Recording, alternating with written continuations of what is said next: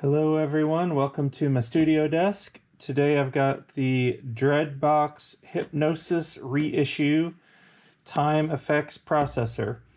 I have the old Hypnosis, it's the old stereo one, and this is the new one that's Eurorack size, comes with its own case though, or you can put it in a Eurorack case, and it's DIY in the sense that you assemble it, there's no soldering involved. So I thought I'd take you through what's in the box and how it goes together. And I'll kind of zip through it unless there's something to talk about. So first off, let's open it up. They gave me tons of cool stickers and a postcard. And I ordered it directly from Dreadbox and it got here really fast. I'm in Kansas in the United States, by the way, so relatively speaking, very fast. All sorts of cool things. So okay, here's what's in the box. So another sticker, born in the 80s, drowned in analog glory. Sweet. Okay, here's the face panel. Face plate, I guess, whatever.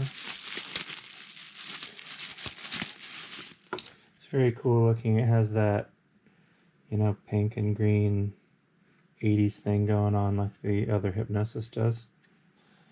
Okay, set that somewhere. And next up, it looks like we've got the case and the circuit board and all the other parts just kind of like set down in the case of the box.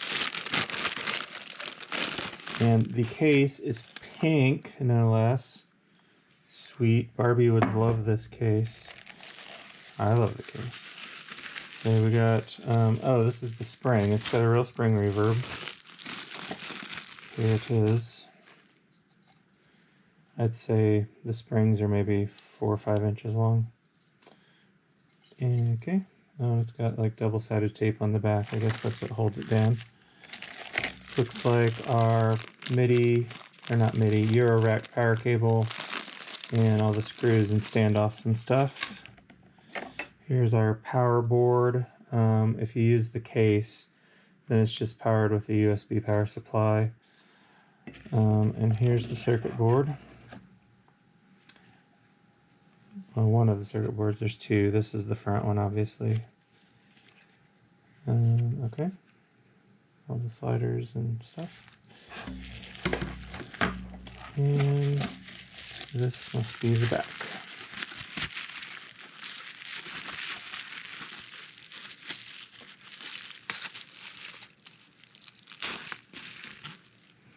Alright, so here it is. The back looks like the top board plugs in there. They got this big spot for the spring, funky LEDs that shine through this grill thingy on the front. And on the back, you'll see it's a normal Eurorack power connector, but when you use it in the case, you put a couple standoffs there, and this deal plugs into it, so it powers it that way. Okay, and as far as parts go, it's pretty much just standoffs and screws, rubber feet. That's about it. So I'm going to download the manual and check it out. I'll show you stuff as I go. Okay, for the first step, taking the control board and putting standoffs in all the spots except for this one. That uses a metal one later. Must have something to do with grounding or something. I have no idea.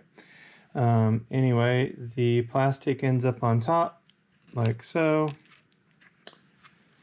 And then a washer, which are microscopic. And then one of these.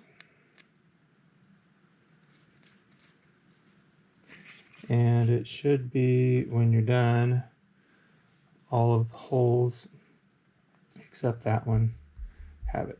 So I'll continue that.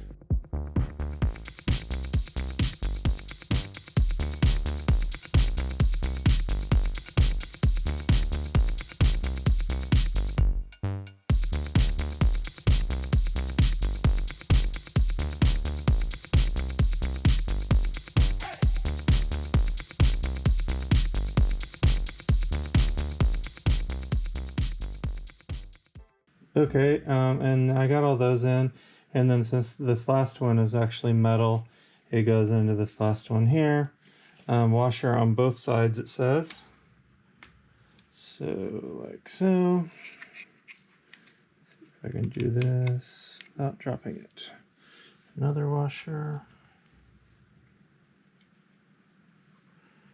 And a metal one on this side. All right, cool. Looks like I probably need to find some things to tighten this with. So I'll be back. Okay, so to tighten these, the metal ones are a 5mm socket, and the plastic ones I'm using a 5.5. I happen to have these two, and actually this makes an easy way to tighten these, like so. It sort of mentions that in the manual indirectly. So I'm going to tighten all these and then move along to the next step.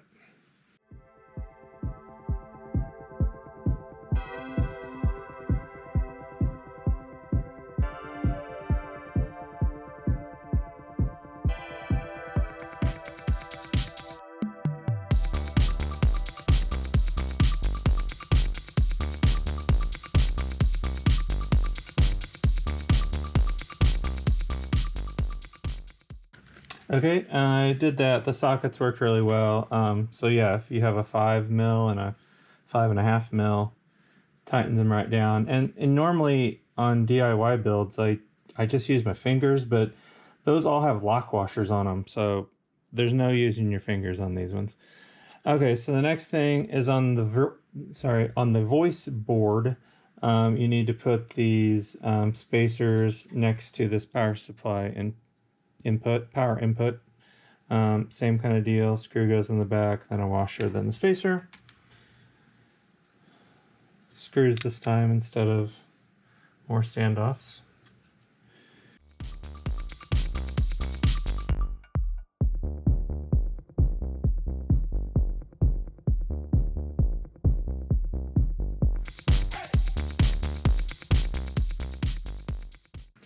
Okay, so looks like we've used all the standoffs. Now we're going to connect the control and voice boards together, it says, and we'll just basically need a bunch of these Phillips screws.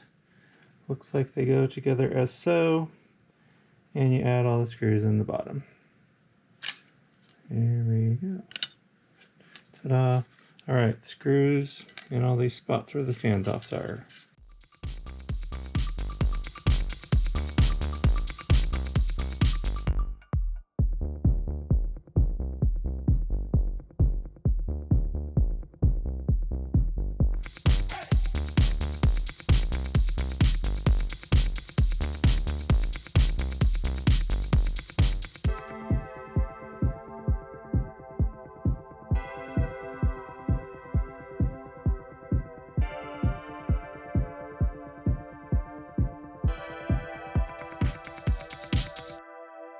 Okay, next up is the spring. Just look at the picture in the manual really close. But basically, it goes like this, where the cables are coming out at the bottom of the unit, and it kind of sets between these two LEDs. And then it has double-sided tape on the back. Peel it off and just line it up with the dotted line, it says. Then it's got this picture on routing the cable like this, so the excess is tucked between these faders. So I'm going to do that now. Here goes.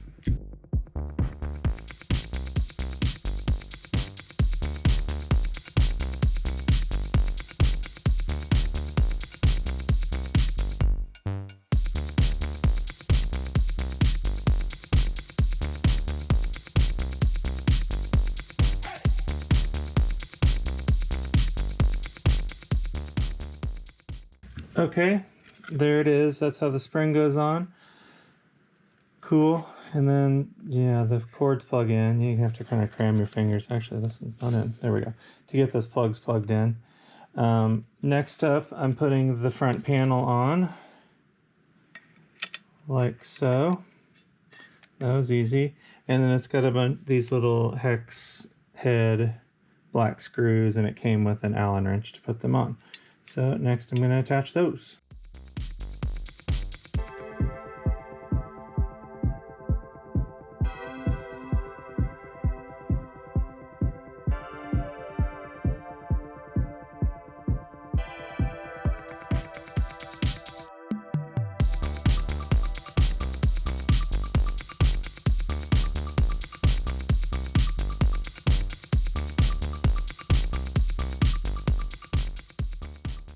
Okay, next up, I am putting the power board on because I am going to use it in the included pink case.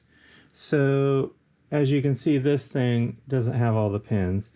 I believe it lines up with one side. Yeah, it's pretty obvious. It lines up in between the two screws, the standoffs that holds it in, and that's how you determine where it goes. Ta-da! And then it just takes a couple Phillips head screws to hold that in.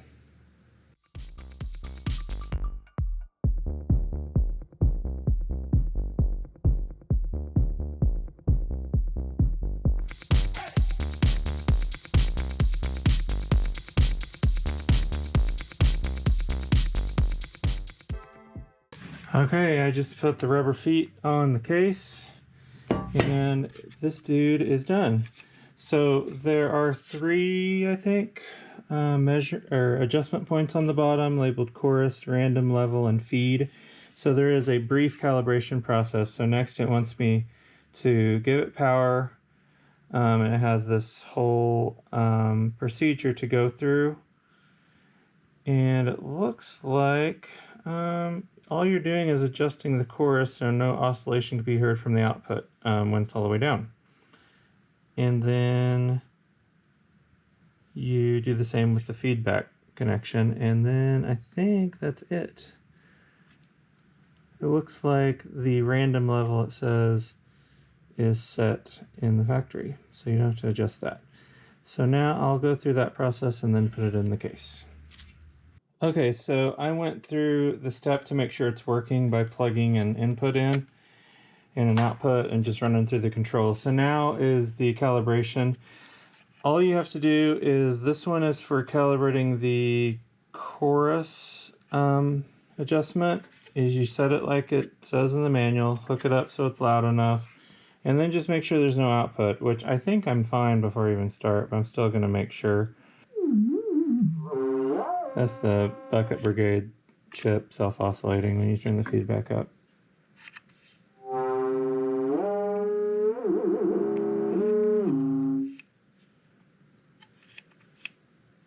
Well, there's nothing audible, so I think I'm good on that setting. Next up, it says with the trimmer feed set so that constant self-oscillation is applied to the sound. Apply this step only when the feed slider is max. Then set feed to 89% that the oscillation is stopped. Okay, well, it's going right now.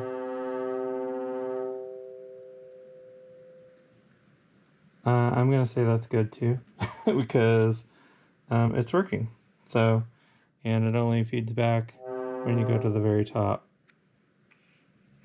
and you don't hear anything otherwise. So I'm good with that. Just a quick note, on the power supply, since it is USB powered, just use something that's decent. I looked at the plug I used. It's some sort of phone charger kind of deal, and it was 2.4 amps. It doesn't specifically say how many amps to use, but that apparently is more than enough. So last step is you put it in the metal case, and you use the 4 remaining screws to put it in. And I'll give you a little sound examples after that.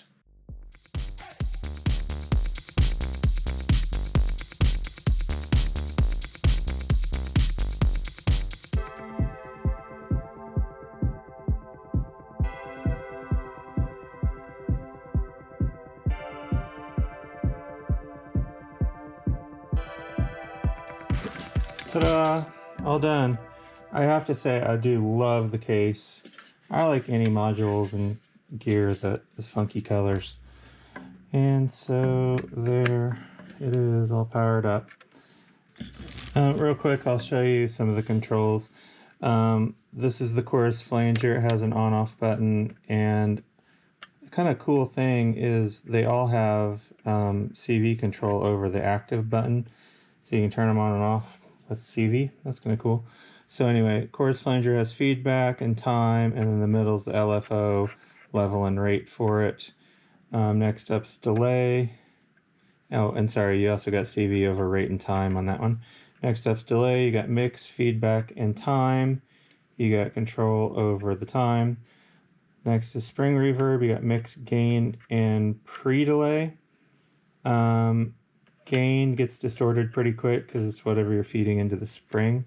And pre adds kind of a pre-delay to it. It's kind of funky. That's something I've not usually seen. And that has CV control. Input level, output level, and jacks for those. Then over here is the LFO. It's not connected to anything by default. It's just patching in only. So that's the output. You can set the level, rate, and the lag time. It kind of smooths out the waveform, and you got, I think it said it's sine, square, and actually triangle, square, and a couple different randoms. And you can patch these around or whatever. Okay, and last thing, in case anyone cares about a comparison to the original, I have it here. It is a lot bigger, as you can tell. So as far as controls and stuff, the original stereo and has presets you can save. So it's got like this digital element to it. It has no CV control over stuff because it is a standalone unit. It's not intended to be Euro rack. The delay has a freeze button. Other than that, I think the controls are mostly the same. The main thing is the presets. Now this also has some hidden features, like you hold buttons down and stuff. I know like the delay, I often set it to ping pong, which is one of the hidden features, but you know, if you need something mono, which when don't you, this one's just fine. So anyway, they do look cool together. And I've also got the Erebus 3 that has the same look actually. So neat. Anyway, let's play some sound examples of the new one, and otherwise, thanks for watching.